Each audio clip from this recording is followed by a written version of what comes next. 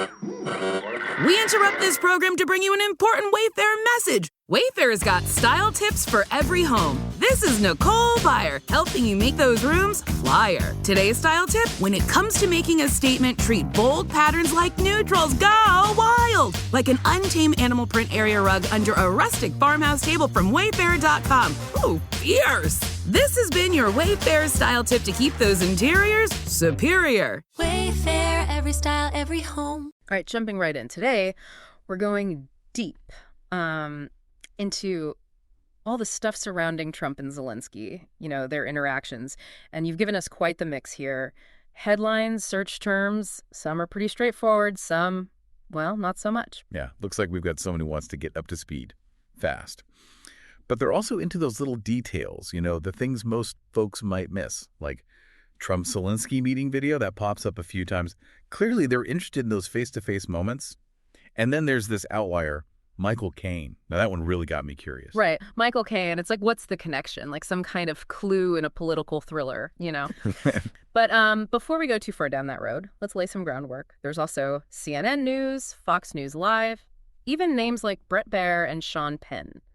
So it definitely seems like you're aware of the media's role in all this, how they shape the narrative.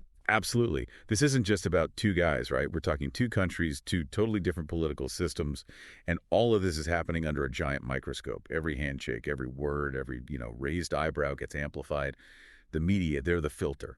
And to really get what was going on, you got to understand those filters. Okay, so media is a big part of it. But before we go down that rabbit hole, let's back up a sec. You searched who is Zelensky, so maybe you're looking for some background on the Ukrainian president. Yeah, a lot of people were asking that, especially early on. I mean, Zelensky's background, comedian and actor, that's not your typical world leader, is it? And on top of that, no prior experience in politics. And he steps into this role with all these crazy pressures on Ukraine, both from inside and out. Talk about a baptism by fire. And speaking of pressure, we can't ignore the big one, Zelensky impeachment.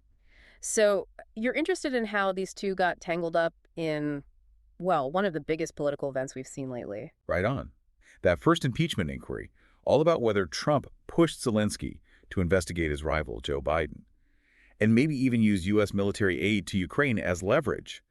It wasn't just about them. It was about the core of U.S. democracy, presidential power, how foreign policy gets made, the whole thing. High-stakes stuff, no doubt. So we've got this backdrop of intrigue, potential abuses of power, media going wild. But where do Trump and Zelensky actually interacting? Like, where does that fit in? White House, maybe Oval Office meetings, tons of speculation about what went down. And it's interesting, these weren't all fancy official state visits, It seems like they were meeting all the time, sometimes public, sometimes private, and each one had its own weight, its own meaning. It's like a puzzle with some pieces missing, others hidden on purpose. And those missing pieces, those seem to be what you're really after. Searching Trump-Zelensky meeting video over and over. You want to see those interactions firsthand, right? The body language, the tone, the stuff that's not in the official transcripts. Exactly. That's where it gets really interesting. We might not have every behind closed doors moment, but we've got bits of footage, leaked transcripts, people who were there telling their stories. We can use all of that to start building a more complete picture. Okay, so we've got the scene. Two leaders, global politics, media frenzy, and a whole lot of unanswered questions. Where do we go from here? How do we untangle this web of interactions, figure out what it all really means? Well, I think the first thing is to look past the headlines, all the partisan spin. We need to look at those key meetings, and not just what was said, but what wasn't said. The power dynamics, what it meant for both Ukraine and the U.S., the whole picture. Sound like a plan. Let's get to it. Okay, so let's rewind a bit. Zelensky, he takes office, April 2019? And from your searches, it seems like things get really interesting that July 25th, that phone call. Trump and Zelensky. I'm seeing searches like Trump, Ukraine. What did Trump say to Zelensky? Definitely digging into that moment. Yeah, it was a big one, that's for sure. That phone call and then the White House putting out, a rough transcript, it all blew up, became the center of that whole impeachment thing. Did Trump use his power, as president, to pressure a foreign leader, to get dirt on Biden, his potential rival in the 2020 election? That was the question. Yeah, the Biden connection. I remember that being a huge debate back then. What exactly was Trump asking Zelensky about Biden? Like, what did he want him to do? So the main thing was Trump wanted Zelensky to start investigations into Joe Biden and his son, Hunter.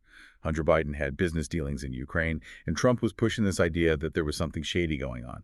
The implication, not said outright, but definitely there, was that maybe, just maybe, U.S. military aid to Ukraine, which they really needed, might depend on those investigations happening. Whoa, that's a power move. So basically, maybe Trump was saying, hey, you want our help? Dig up some dirt on my opponent. Pretty explosive stuff. How did Zelensky handle that? That's where Zelensky's political skills, maybe even his acting background, came in handy. He was very careful.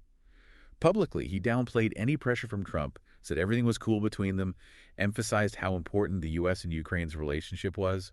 Diplomatic, you know. But behind closed doors, who knows what was really going on, what he was thinking, how he was trying to keep Ukraine safe and deal with this crazy situation. Like walking a tightrope, right? Right. And speaking of behind closed doors, I keep coming back to these Trump-Zelensky meeting video searches. Did any footage of their actual, private talks ever come out? Well, we have some footage of them together, press conferences, quick greetings, that kind of thing, but nothing from their private meetings. So we're stuck with transcripts, what people who were there have said, and a lot of different interpretations, often contradicting each other. It's like a puzzle, but you have to read between the lines, figure out the story from just scraps of information. Which is where the media comes in, right? You've got searches for all sorts of outlets. CNN, Fox News, The Guardian, even specific journalists, Brett Baer, Jim Acosta. Did you find big differences in how they covered this? Oh, yeah, for sure. It was like night and day. Total split down party lines reflected just how divided the U.S. was politically back then. CNN, for example, they really went after Trump, focused on the possible abuse of power, the quid pro quo idea, painted Zelensky as the victim of Trump's pressure. And I'm guessing Fox News had a different take. Totally different. They often downplayed the whole thing, sometimes even defended Trump, said he was being tough on corruption, fighting against a deep state conspiracy, that kind of thing. They pointed to Zelensky saying publicly that there was no pressure and focused on how important it was for the U.S. to support Ukraine. Two totally different stories, each one aimed at a certain audience, reinforcing what they already believed. Makes you wonder, how much did people's understanding of this whole thing get shaped by where they were getting their news? Exactly. Media framing, how it influences what people think, that's key here. Did people get the full picture or just a version that fit their existing biases? And with searches like Trump-Zelensky shouting, reaction to Trump-Zelensky meeting, it seems like you're interested in how the public, how regular people reacted to these interactions. Was there outrage, been confusion, something else entirely? It was all over the place, really. Mirrored how divided the U.S. was, and the world for that matter. Some people were really disturbed by what Trump was doing, saw it as betraying Ukraine, a dangerous sign for U.S. foreign policy. Others, they saw it as nothing, just a political attack, nothing to see here. So you've got all this going on, but what about Russia? What about Ukraine's actual situation? I see searches for Russia, Putin, even World War III. Definitely some anxiety there about the bigger picture. Absolutely. The U.S., they're Ukraine's most powerful ally.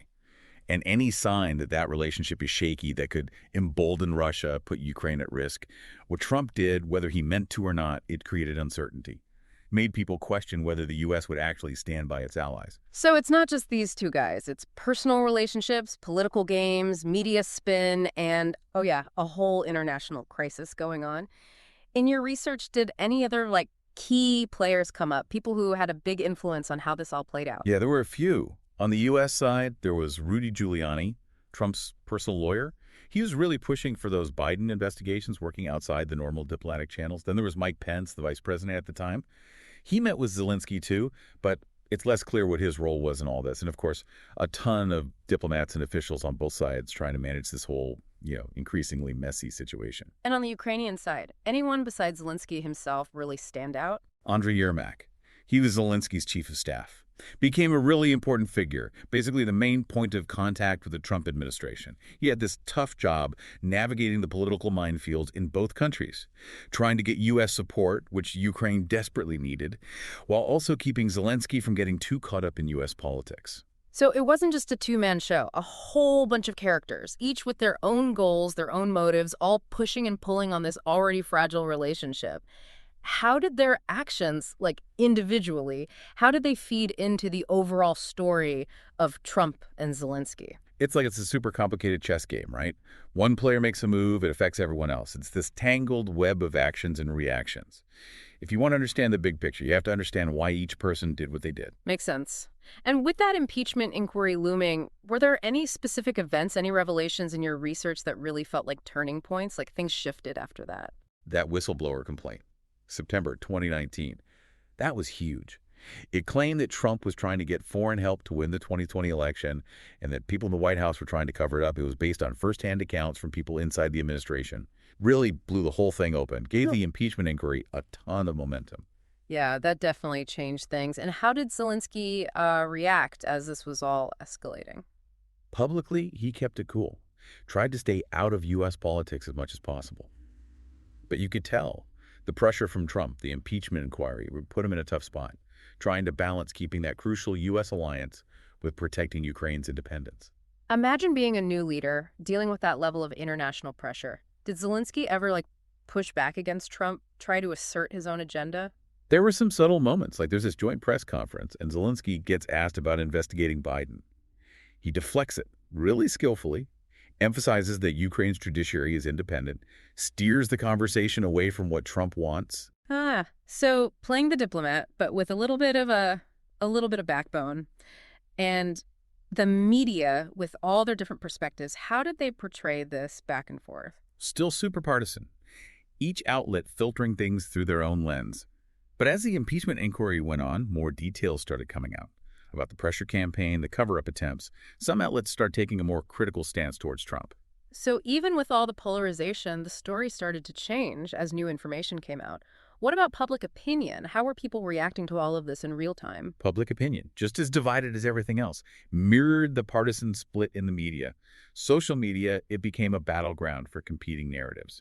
Some people were saying Trump was abusing his power. Others were saying it was all a witch hunt. Sounds about right for social media. Did any specific people or groups emerge as really influential in shaping how the public saw things? You mentioned searches for Sean Penn and Bill Maher.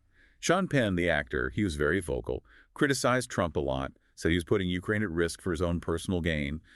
Bill Maher, the comedian, he was more nuanced, questioned what Trump was doing, but also questioned how effective the impeachment process was. So a mix of celebrity voices adding to the noise. What about regular people? Did you find anything about how they were reacting?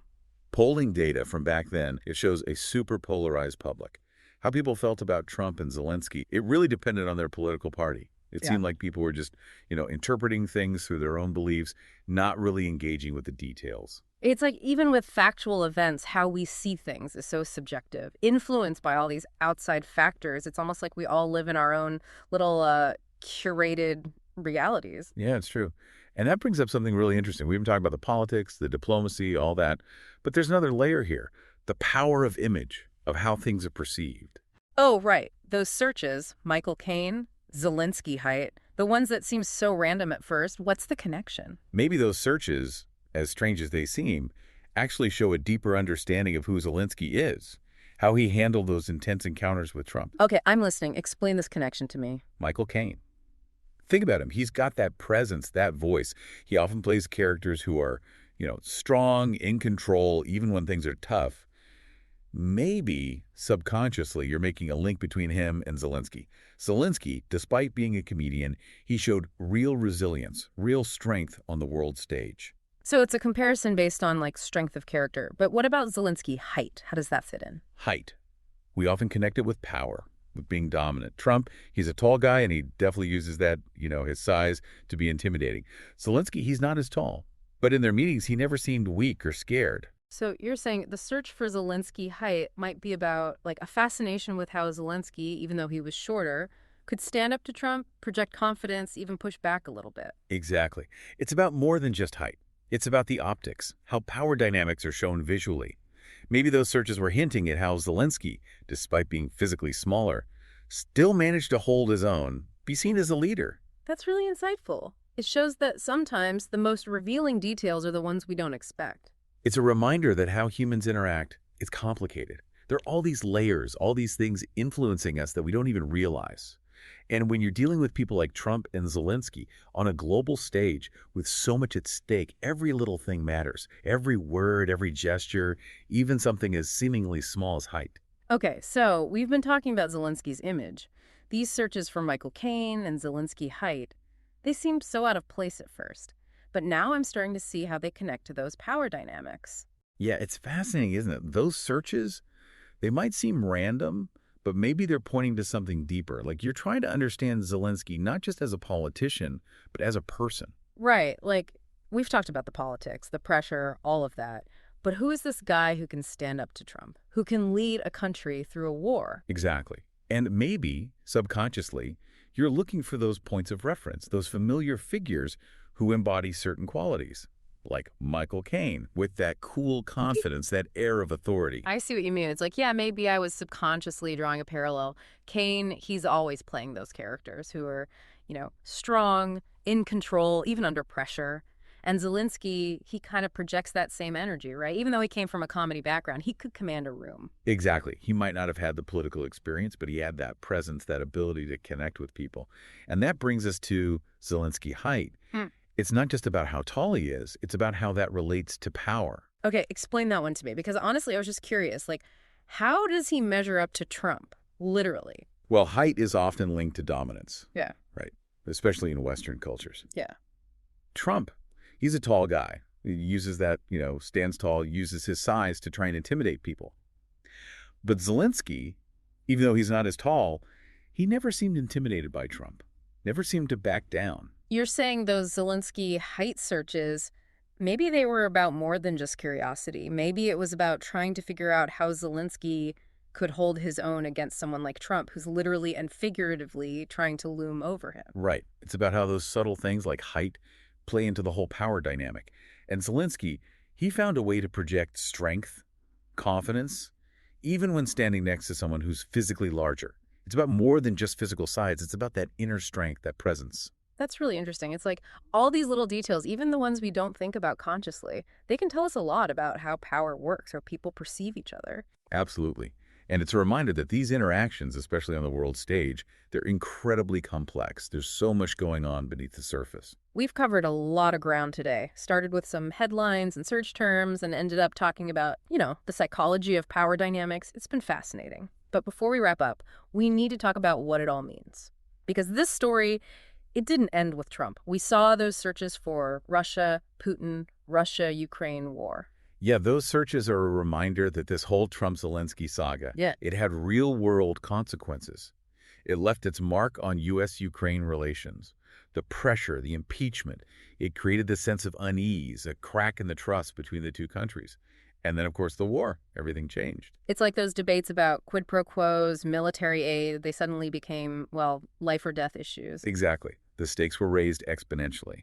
And while the U.S. has been a huge supporter of Ukraine during the war, you have to wonder, did those earlier events, the damage to the relationship, did that play a role in Putin's decision to invade? That's a question we might never know the answer to for sure. But I think looking back at everything we've discussed today, the big takeaway is this.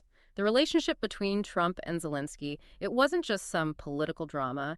It had real, lasting consequences. It shifted the balance of power, exposed vulnerabilities, and ultimately, it continues to shape the world we live in today. And just like those seemingly random searches led us to some deeper insights, I think there's still so much to uncover, to understand about this whole saga. Well said. And on that note, we'll leave you with this. How will the Trump-Zelensky era, with all its twists and turns, how will it shape the future of U.S.-Ukraine relations? And how will it shape global security in the years to come? It's a question worth pondering. Because history, it has a way of repeating itself if we don't learn from it. Today is your lucky day. Today is the day that our $3 website works for you, paying you directly to your PayPal daily. Imagine $3 ongoing continuous payments to your PayPal account. Imagine falling asleep and waking up to $300 in your PayPal account. How would this make you feel? How could this help you? What bills could you pay? What kind of fun could you have? What does that retirement look like now? All for a one-time payment of $3. This website is DFY done for you, fully built and completely hosted, and never stops collecting payments for you. You have spent $3 on coffee on a regular, but that coffee won't help you create multiple streams of income. Click the link below.